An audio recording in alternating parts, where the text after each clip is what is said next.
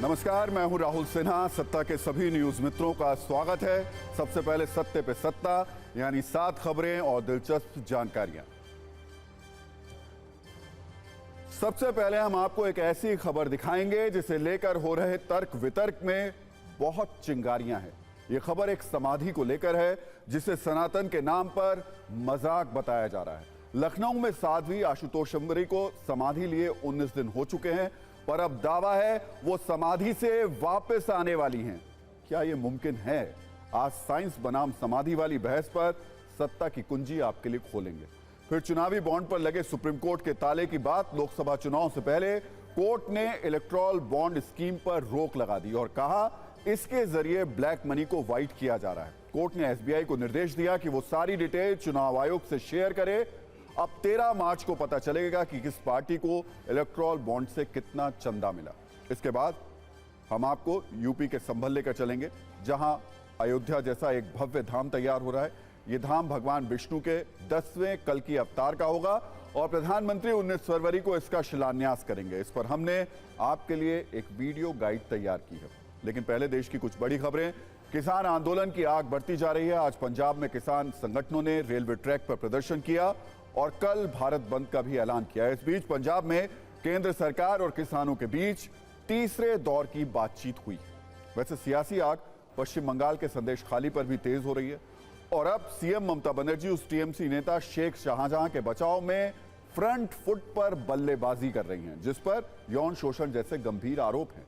ममता बनर्जी ने आज विधानसभा में संदेश खाली में हुई हिंसा के लिए बीजेपी और ईडी को जिम्मेदार बताया। विरोध में बंगाल में बीजेपी का प्रदर्शन और तेज हो गया है। यूएई के बाद एक और मुस्लिम मुल्क में प्रधानमंत्री मोदी की कूटनीति का जलवा दिखा। पीएम ने दोहा में कतर के अमीर शेख तमीम अल थानी से मुलाकात की। दोनों के बीच वार्ता हुई, जिसके बाद पीएम ने कहा भारत और कतर के बीच रिश्ते और ज्यादा मजबूत हुए हैं।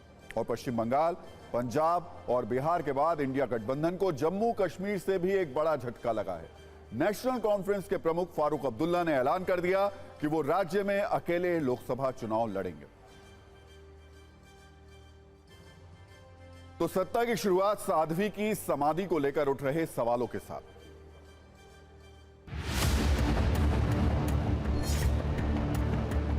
समय हो चुका है।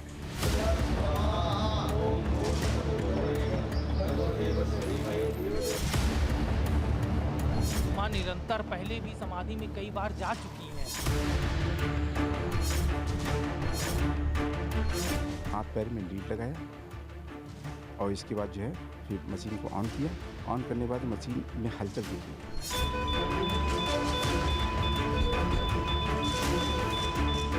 हम लोगों को जो आध्यात्मिक अनुभूतियां हो रही हैं उसमें मां लगातार हम लोगों को कह रही हैं कि वे शीघ्र ही आने वाली हैं।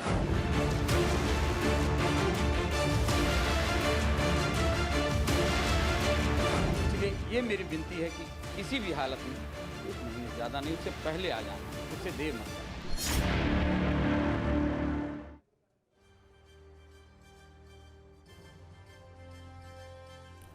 तो आज सत्ता की शुरुआत एक ऐसी खबर से जो अपने साथ सनातन और साइंस वाले सवाल लेकर आई है और इस खबर का फोकस जिस शब्द पर है वो है समाधि।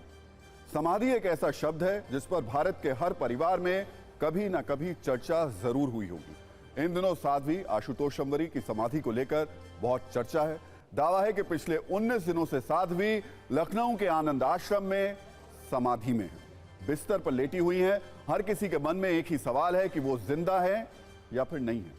आज हम सत्ता में आस्था, अंधविश्वास और धर्म के नाम पर हो रहे इस पूरे खेल को बताएंगे, हर पक्ष को रखेंगे। लेकिन पहले कुछ सवाल जो इस समाधि को लेकर उठ रहे हैं। सवाल यह कि कोई इंसान बिना सांस लिए कितने दिनों तक जिंदा रह सकता है? क्या समाधि के 19 दिन बाद भी किसी का जिंदा रहना संभव है? जिन साध्वी का 12 दिन पहले ना पल्स रेट एक्टिव था, ना हृदय की धड़कन चल रही थी, उनका समाधि से वापस आना क्या वाकई संभव है? बड़ा सवाल यह भी कि क्या आस्था के नाम पर अंधविश्वास का अनलिमिटेड खेल चल रहा है? यह विज्ञान को चुनौती है या फिर सनातन धर्म के साथ मजाक है? साध्वी की समाधि के इर्द गिर्द कुछ ऐसे लोग इकट्ठा हो गए हैं जो बड़े बड़े चिकित्सकों को चैलेंज कर रहे हैं। कई बड़े तर्कशास्त्री इन दावों को सुनकर अचंभित हैं। पूरी क्रोनोलॉजी यह है कि 28 जनवरी को साध्वी आशुतोषंभरी समाधि में चली गई। इस दावे के साथ ही उन्हें 10 साल से समाधि में मौजूद अपने गुरु आशुतोष महाराज को समाधि से जगाना है। साध्वी की समाधि की खबर के 6 दिन बाद सीएमओ के आदेश पर 3 फरवरी को डॉक्टर्स की एक टीम उनके शरीर की जांच करने पहुंची। इस दौरान साध्वी का ना पल्स रेट एक्टिव था और ना ही हार्ट बीट चल रही थी। ऐसा दावा किया गया कि उनके शरीर पर लगी ईसीजी मशीन हरकत कर रही थी। मतलब जांच में साध्वी के शरीर में हलचल दिखाई दी। इस जांच के भी अब 12 दिन हो चुके हैं। अब साध्वी के अनुयायियों का दावा है कि 28 फरवरी से पहले ही किसी भी दिन समाधि से वो वापस लौट सकती हैं। इसको लेकर आश्रम में तैयारियां भी शुरू कर दी गई हैं। फिलहाल साध्वी के पूरे शरीर पर कई तरीके के लेप लगे हुए हैं और उनके आसपास समाधि बनाम साइंस, तथ्य बनाम अंधविश्वास वाली बहस चल रही है। लखनऊ के आनंद आश्रम में मौजूद साध्वी के शिष्यों का दावा है कि 28 फरवरी तक या उससे पहले उनकी साध्वी समाधि से वापस आएंगी। आपको सुनकर ये थोड़ा आश्चर्य जरूर हो रहा होगा, लेकिन अध्यात्म और सनातन के नाम पर जो दावे किए जा रहे हैं कुछ ऐसे ही हैं। सिर्फ यही नहीं, आश्रम में तैयारियां भी शुरू कर दी गई हैं। महामृत्युंजय का जाप किया जा रहा है, साधना की जा रही है और तो और फूलों का ऑर्डर भी दे दिया गया है। आश्रम में एक्स्ट्रा रोशनी लगाने का भी आदेश दे दिया गया है। आश्रम में फूलों की सजावट और लाइटों की चकाचौंध वाली जो तस्वीरें आप देख रहे हैं, उनमें बात विश्वास की लकीर को पार करके अंधविश्वास तक पहुंच गई है। आश्रम के लोगों का मानना है कि साध्वी जिंदा हैं, वो जल्द वापस आ जाएंगी। तर्क ये दे रहे हैं कि समाधि पर जाने से पहले साध्वी ने 1 महीने में आने का वादा किया था, जबकि जो वैज्ञानिक संकेत मिल रहे हैं वो क्लिनिकली डेड की परिभाषा के बहुत ज्यादा करीब है।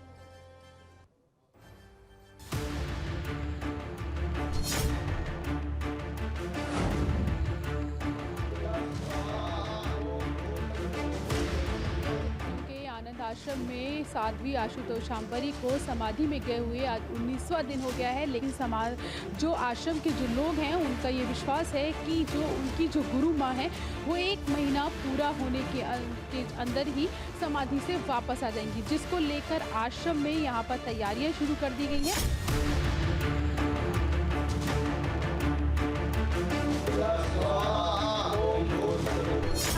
पूरे आश्रम को यहाँ पर फूल जो हैं, यहाँ पर फूल लगाए गए हैं। पूरे आश्रम में यहाँ पर फूल लगाए गए हैं। हम लोगों को जो आध्यात्मिक अनुभूतियाँ हो रही हैं उसमें माँ लगातार हम लोगों को कह रही हैं कि वे शीघ्र ही आने वाली हैं और हम बहुत जल्द उनके आने की प्रबल संभावना है। कि माँ निरंतर पहले भी समाधि में कई बार जा चुकी हैं, लेकिन अब की पहली बार एक संकल्पबद्ध तरीके से माँ गई, इसलिए लाइव उन्होंने ये बात कही है। और हम लोग को पूर्ण विश्वास है, क्योंकि हम लोग के सामने माँ समाधि में कई बार जा चुकी हैं, इसलिए हम लोग को पूर्ण विश्वास है माँ समाधि से जल्द आएंगी। को 1 महीना पूरा हो रहा है, तो आप लोगों को विश्वास है कि 28 फरवरी को जो आपकी जो गुरु माँ है वो वापस आ जाएंगी 28 फरवरी या 28 फरवरी से पहले? गुरु का कार्य है, गुरु एक दिव्य कार्य के लिए माँ गई हैं, जिस मिशन पे गई हैं, जिस दिव्य कार्य के लक्ष्य के लिए गई हैं, उनको कितना समय लगता है, क्या होता है, यह भी एक प्रश्न है।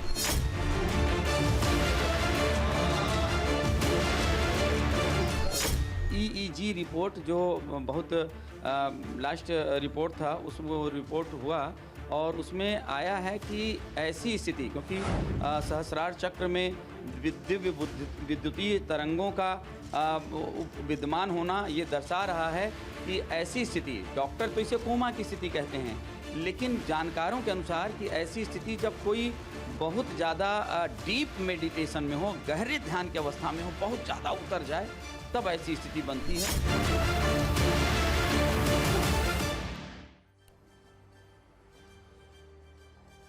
तो समाधि पर जाने से 3 दिन पहले साध्वी ने अपने अनुयायियों को आखिरी संदेश दिया था, जिसमें कहा था कि वो अपने गुरु आशुतोष महाराज को समाधि से जगाने के लिए जा रही हैं। आपको बता दें, आशुतोष महाराज पंजाब के जालंधर में पिछले 10 वर्षों से समाधि पर हैं। आप सुनिए साध्वी आशुतोषांबरी ने 25 जनवरी को क्या कहा था। विश्व के कल्याण के लिए सर्वश्री आशुतोष महाराज जी का समाधि से जागना अत्यंत आवश्यक है, क्योंकि हम सशरीर उनको उठाने की व्यवस्था उपलब्ध न हो पाई। इस कारण से हम समाधि धारण करके उनको दिव्य अवस्था में किसी से कोई प्रशासन से किसी प्रकार की कोई निराशा या किसी प्रकार की कोई शिकायत कहीं किसी से नहीं है। हम प्रसन्न हैं और प्रसन्नता के साथ हम अपने लक्ष्य को पूरा करने हेतु इस रिसर्च का निचोड़ भी आपको बता देते हैं। इसके अनुसार समाधि योग का एक महत्वपूर्ण चरण है, जहां चेतना बाहरी दुनिया से अलग होकर आंतरिक अनुभवों पर केंद्रित होती है, जबकि चिकित्सा विज्ञान इसे क्लिनिकली डेड मानता है। ध्यान की उच्च अवस्था को समाधि माना जाता है। विज्ञान इस अवस्था को दिमाग में चल रही गतिविधि, नर्वस सिस्टम और शरीर में आ रहे बदलावों के जरिए समझने का प्रयास करता है। हालांकि विज्ञान का तर्क है कि शरीर को सुरक्षित रखना एक अलग मुद्दा है। समाधि का हिंदू, जैन, बौद्ध धर्म में खास महत्व है। मान्यता है, जैसा कि साध्वी को लेकर हो भी रहा है, जबकि विज्ञान का इस पर कहना है कि यह आस्था का मसला हो सकता है। साइंस सिर्फ टेस्ट और रिपोर्ट के आधार पर ही तय करेगा कि कोई व्यक्ति गहरी साधना में जीवित है या मर चुका है। सिर्फ कुछ सेकंड में आप समाधि और क्लिनिकली डेड के बीच के अंतर को और भी आसानी से समझिए।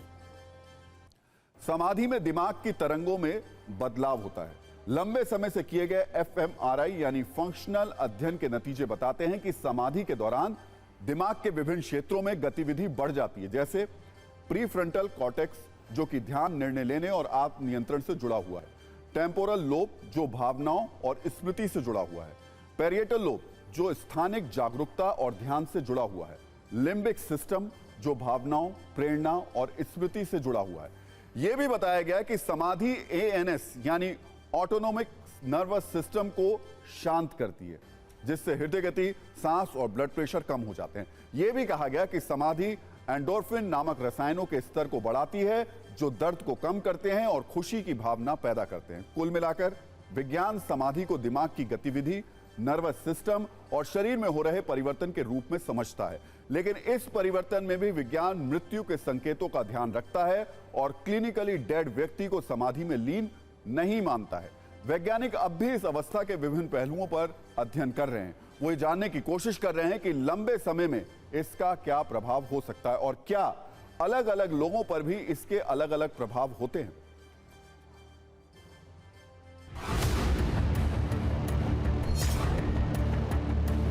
समाधि में पूर्णतः जाने का समय हो चुका है।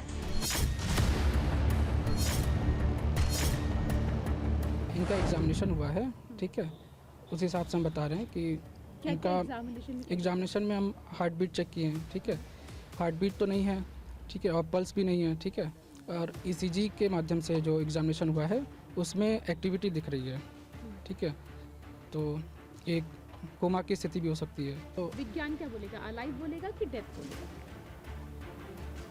इसमें जो है अलाइव भी नहीं है, वो भी नहीं बोला जा सकता कि डेड है, ये कोमा की स्थिति हो सकती है।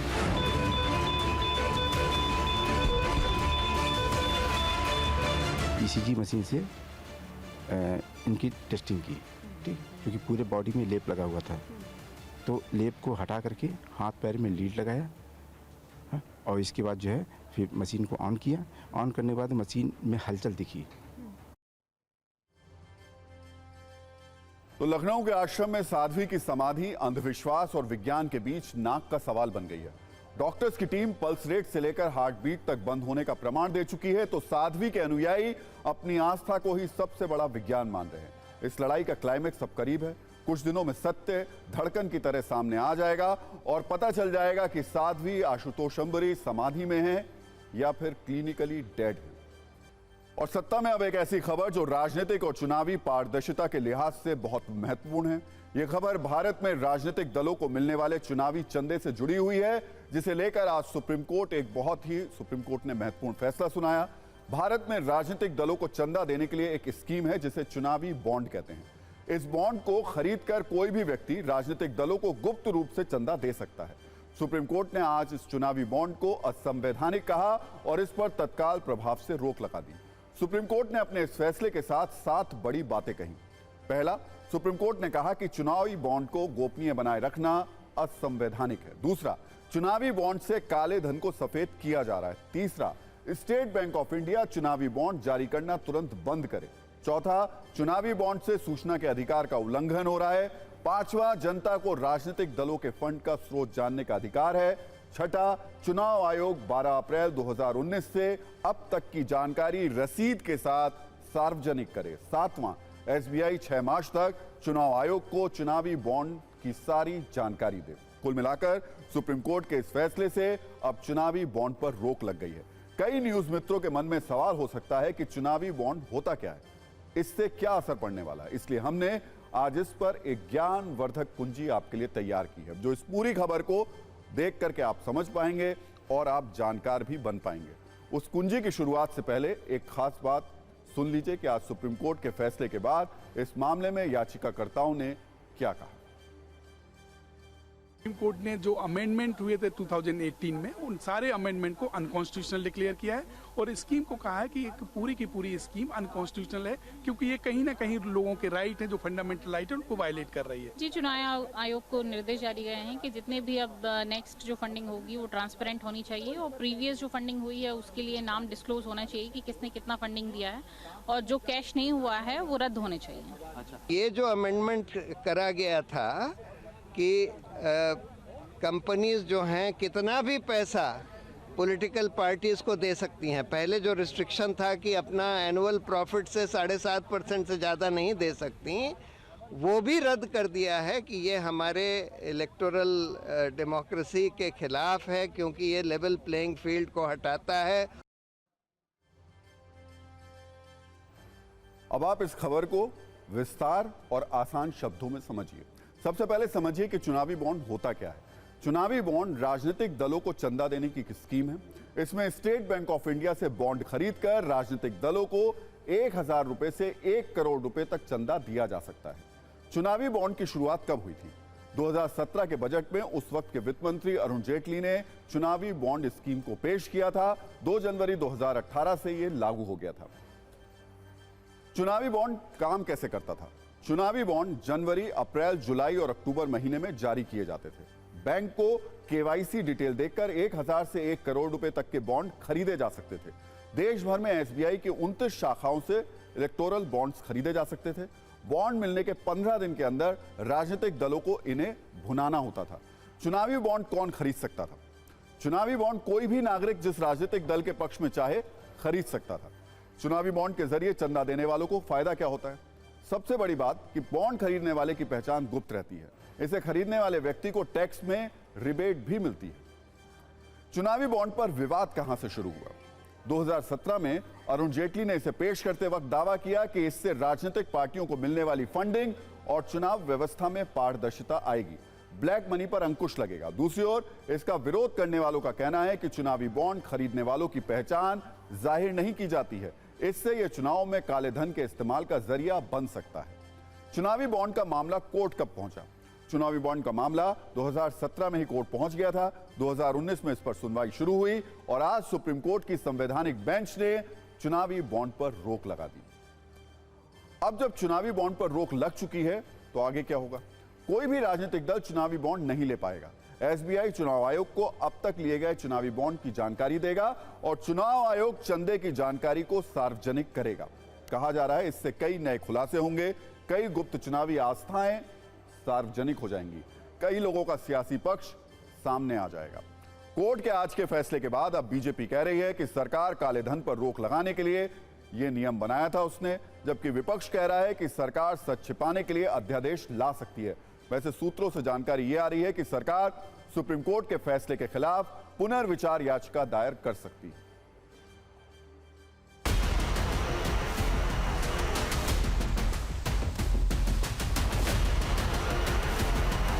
मैं समझता हूं कि बहुत ऐतिहासिक फैसला है और मैं सब राजनीतिक दलों से आग्रह करूंगा कि इसको एक राष्ट्रीय अभियान, राष्ट्रीय मूवमेंट के द्वारा इलेक्शन में बताया जाए देश की जनता को। मोदी सरकार मनी बिल के तौर पे लेकर आई थी ताकि राज्यसभा में इस पर कोई चर्चा ना हो, कोई बहस ना हो और सीधा पारित हो जाए। आज भी हमें डर है और हमारा डर भी जायज है।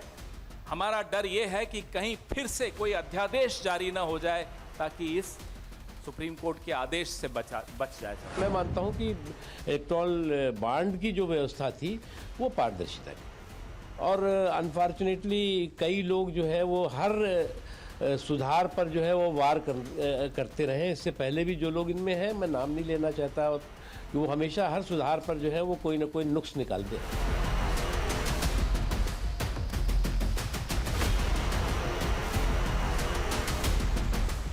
आज तक एक भी इलेक्ट्रल बॉन्ड को एक्सेप्ट नहीं किया, और हमारी उसूल है, हमारा मानना है कि ये इलेक्ट्रल बॉन्ड स्कीम ये राजनीतिक करप्शन, पॉलिटिकल करप्शन का लीगलाइजेशन, तो इसके खिलाफ हम खड़े रहे। आवाम को मालूम होना चाहिए कि मनी पावर जो है वो कहाँ से आया और कितना मनी पावर है, ये जरूरी है।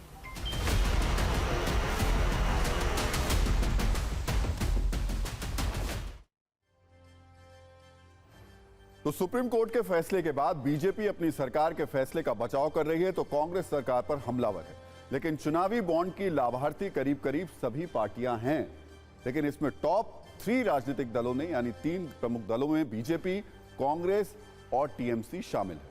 अगर 2017 से 2021 तक चुनावी बॉन्ड से मिले चंदे की बात करें तो एसोसिएशन फॉर डेमोक्रेटिक रिफॉर्म्स यानी एडीआर के मुताबिक बीजेपी को 5,272 करोड़ रुपए चुनावी बॉन्ड से मिले, कांग्रेस को 952 करोड़ रुपए चुनावी बॉन्ड से मिले और टीएमसी को 767 करोड़ रुपए मिले। वैसे बीजेपी और कांग्रेस में काफी गैप है, लेकिन टीएमसी और कांग्रेस को चुनावी बॉन्ड से मिले चंदे में बहुत ज्यादा अंतर नहीं।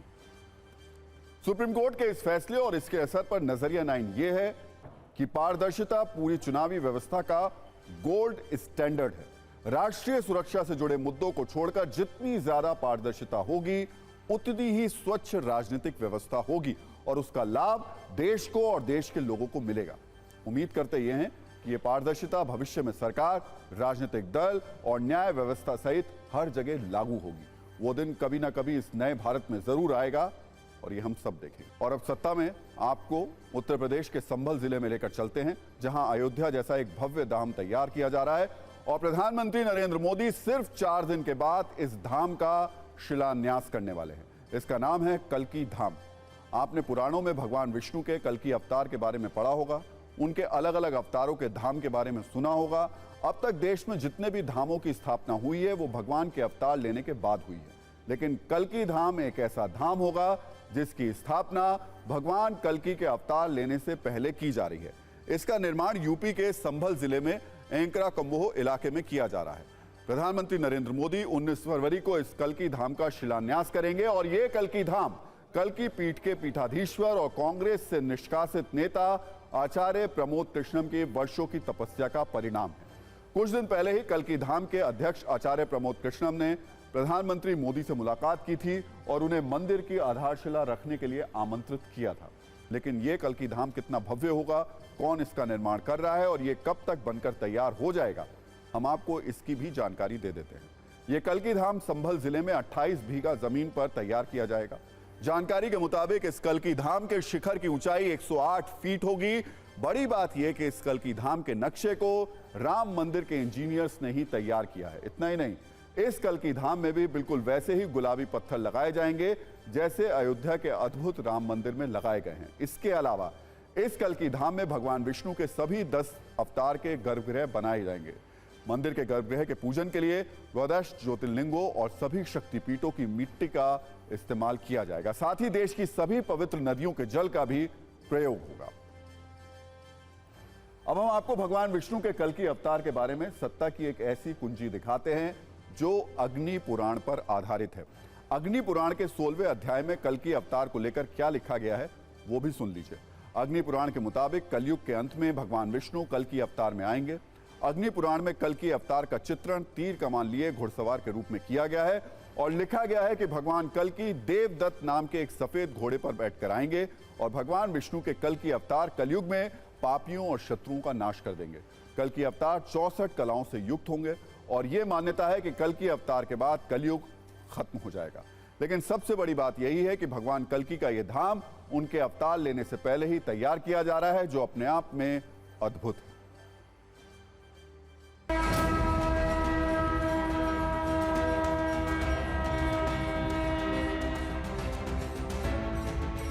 ये कल की भूमि है। इसी भूमि पे भगवान, जिस भूमि पे भगवान आए, उनके आने से श्री भगवान कल की नारायण और धाम बने, ऐसा हमारा।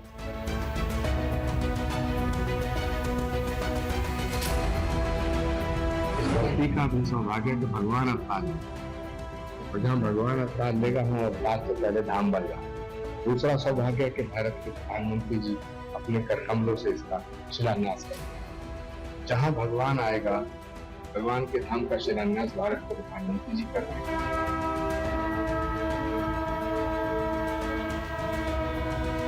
श्री कल्कि धाम पहला ऐसा धाम है जिसमें भगवान के 10 अलग अलग स्वरूपों के अलग अलग कर्म हैं, यानी भगवान के 10 अवतार, 10 अलग अलग कर्म। ये बहुत ही अद्भुत स्वरूप होगा श्री कल्कि।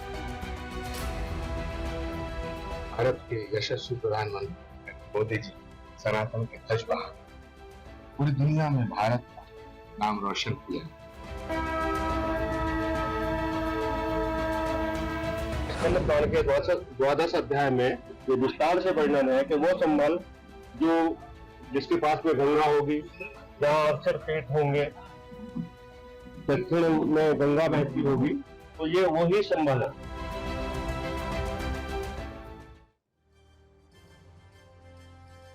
कल्कि धाम और अयोध्या में भगवान राम के धाम के बीच एक बड़ी समानता यह है कि दोनों का सपना अदालत में लंबी दलीलों और साक्ष्यों को पेश करने के बाद हुआ है।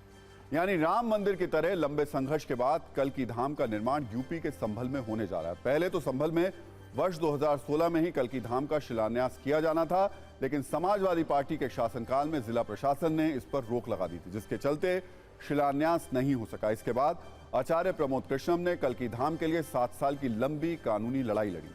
फिर अगस्त 2023 में हाईकोर्ट ने कल्कि धाम के निर्माण पर लगी हुई रोक को हटा दिया और अब वो मंगल घड़ी आ गई है जब भगवान विष्णु के कल्कि अवतार का यह भव्य धाम तैयार किया जा रहा है।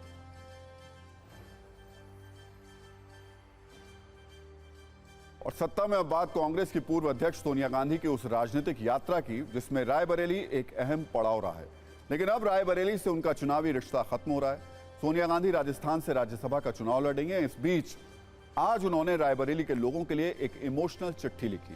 275 शब्दों वाले एक पन्ने की इस चिट्ठी में सोनिया गांधी ने रायबरेली से अपने पुराने रिश्ते और अब वहां से चुनाव ना लड़ पाने का जिक्र किया। उन्होंने लिखा है, मेरा परिवार दिल्ली में अधूरा है, वो रायबरेली आकर आप लोगों से मिलकर पूरा होता है। ये नए नाता रिश्ता पुराना है। अपनी ससुराल से मुझे सौभाग्य की तरह ये मिला है। रायबरेली के साथ हमारे परिवार के रिश्तों की जड़ें बहुत गहरी हैं। उन्होंने अपनी चिट्ठी में फिरोज गांधी और इंदिरा गांधी का भी जिक्र किया। उन्होंने लिखा, अब स्वास्थ्य और बढ़ती उम्र के चलते वो अगला लोकसभा चुनाव नहीं लड़ेंगी। इस निर्णय के बाद मुझे आपकी सीधी सेवा का अवसर नहीं मिलेगा, लेकिन ये तय है कि मेरा मन प्राण हमेशा आपके पास रहेगा। आप हर मुश्किल में मुझे और मेरे परिवार को वैसे ही संभाल लेंगे जैसे अब तक संभालते हैं। इस छोटी सी चिट्ठी में सोनिया गांधी ने रायबरेली को कई संकेत और संदेश दिए।